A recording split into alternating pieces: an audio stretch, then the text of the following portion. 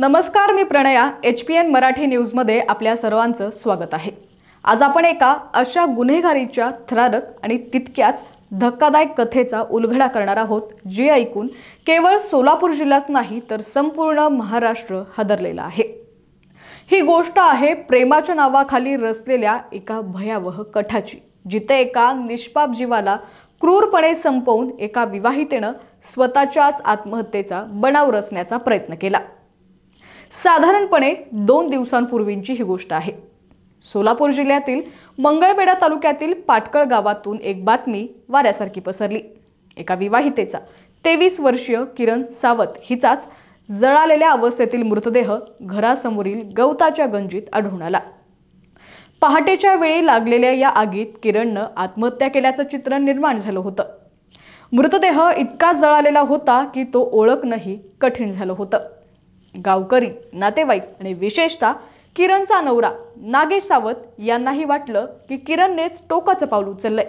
पती नागेश पत्नी वियोगाने रडत होता. पण या दुःखाच्या प्रसंगात किरणच्या माहेरकडील कुटुंबियांनी एक वेगळाच सूर लावला होता. आपल्या मुलीनं आत्महत्या केलेलीच नाहीये, तर तिची हत्या झाली असल्याचा आरोप त्यांनी थेट पोलिसांसमोर केला. ही मागणी अत्यंत महत्त्वाची ठरली, कारण याच मागणीमुळे पोलिसांचा तपास सुरू झाला आणि एका मोठ्या गुन्ह्याचा पर्दाफाश होणार होता. पोलिसांनी तात्काळ घटनास्थळी धाव घेतली. मृतदेहाची पाहणी सुरू झाली आणि इथेच पोलिसांना एक महत्त्वाचा पुरावा मिळाला. जळालेल्या मृतदेहावर किरणचा मोबाईल फोनही जळालेल्या अवस्थेत सापडलेला होता.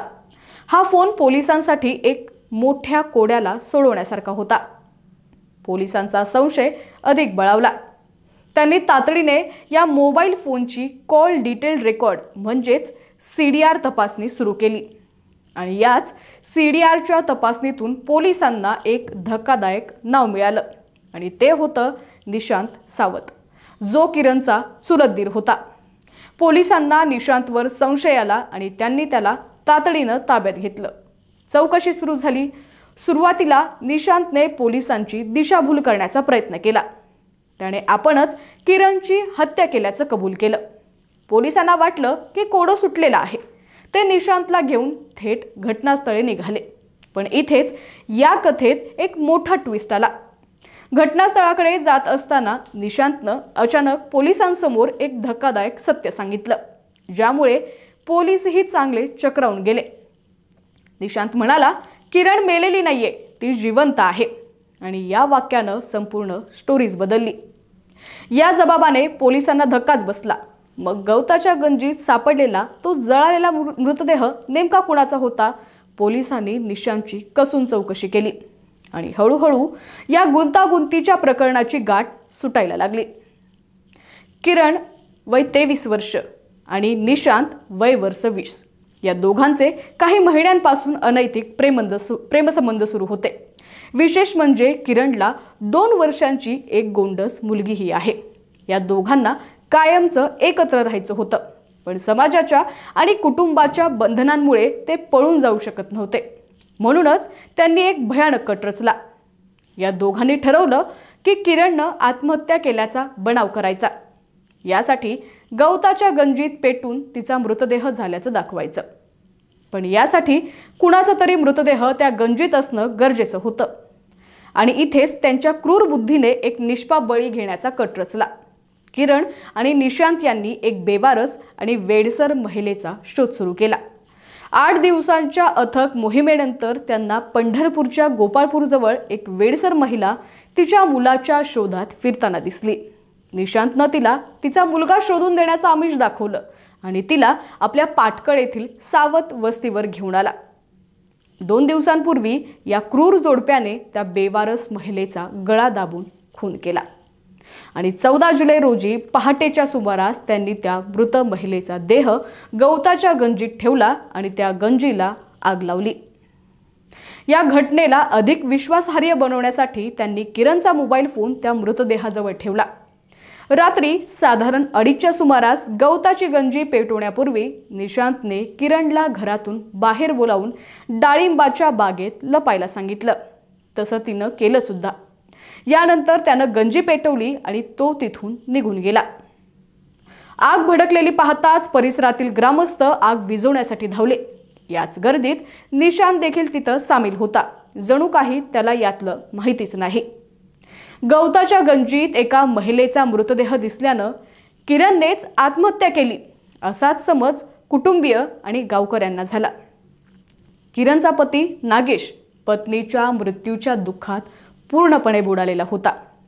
पण किरणच्या वडिलांनी दाखवलेल्या संशयामुळे आणि पोलिसांच्या सखोल तपासामुळे या प्रकरणातील भयानक सत्य समोर आलं।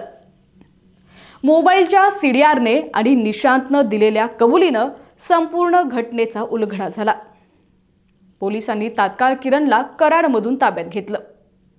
आपल्या अनैतिक संबंधांना लपवण्यासाठी आणि एकत्र राहण्यासाठी एका निष्पाप बेवारस महिलेचा जीव घेणाऱ्या या क्रूर जोडप्यानं समाजमन सुन्न झालेला आहे।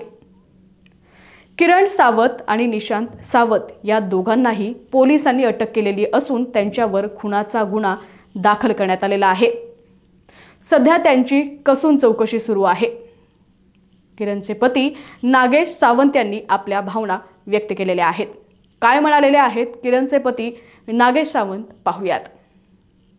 सर, जी पहाटे आमची कडव्याची गंजी पेटली होती, जी गंजी पेटली होती आम्ही घरात झोपलेलो होतो आणि गंजी पेटली म्हणून असे सांगत आल्यावर आम्ही उठून गंजी विझवण्याचा प्रयत्न केला आणि गंजी विझवत असताना त्या गंजीमध्ये एक मृतदेह आढळून आला।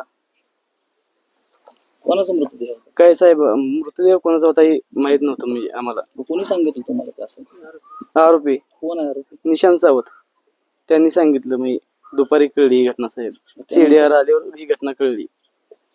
मग तुम्ही पोलिसात तक्रार केली? पोलिसांनी मृतदेह कोणाचा वाटला होता? मृतदेह किरणचा वाटला होता, तुमच्या पत्नीचा। हा, पण तसं काय साहेब आम्ही केलंच नव्हतं। त्यामुळे म्हणजे काय अपेक्षा? काय मागणी? अपेक्षा आहे फक्त कुटुंबाला न्याय मिळवून द्यावा फक्त, आणि आरोपींना कठोरात कठोर कारवाई व्हावी आणि आरोपीचे जे सहसाथीदार आहेत त्यांनाही कठोरात कठोर कारवाई व्हावी।